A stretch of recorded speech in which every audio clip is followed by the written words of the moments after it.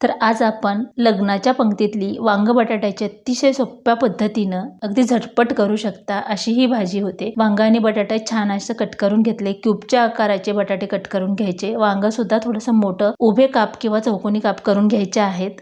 तुम्हाला किती भाजी बनवायची त्यानुसार वांग आणि बटाटे घ्यायचं आहे। तर हे दोन्ही पण आपण छान असं कट करून घेतले। याला पाण्यात टाकायचं म्हणजे काळं होत नाही। वाटणासाठी एवढं साहित्य घेतले, एक टमाटर, एक कांदा बारीक कट करून घेतलाय। हे वाटण तयार करून घेतले। 3 पळी तेल टाकून घ्यायचं। तेल छान कडकडीत गरम झालं की त्यामध्ये फोडणीसाठी जिरे आणि मोहरी टाकून घ्यायची, तुमच्या आवडीनुसार टाकू शकता। जिरे मोहरी छान तडतडले की त्यामध्ये अगोदर आपल्याला बटाटे टाकून घ्यायचे। बटाटे शिजायला वेळ लागतो, त्यामुळे बटाटे छान परतून घ्यायचं म्हणजे भाजी झटपट होते।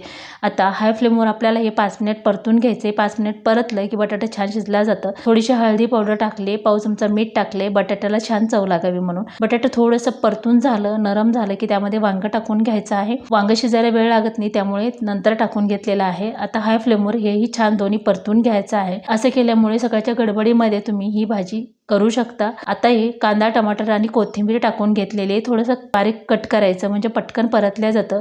पूर्ण हे परतेपर्यंत आपल्याला हाय फ्लेम ठेवायचे आहे, म्हणजे ही भाजी अगदी झटपट अशी होते।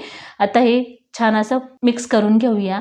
साधारण 5 मिनिटांमध्ये टमाटर आणि कांदा सॉफ्ट होतो आणि ही भाजी झटपट होते। आता याला सतत हलवून घ्यायचं आहे, असंच सोडून द्यायचं नाही। तर साधारण 5 ते 6 मिनिट परतल्यानंतर आपण इथं 1 चमचा लाल तिखट, 1 चमचा काळं तिखट, अर्धा चमचा धने आणि जिऱ्याची पावडर टाकून परत याला मिक्स करून घेतलेलं आहे।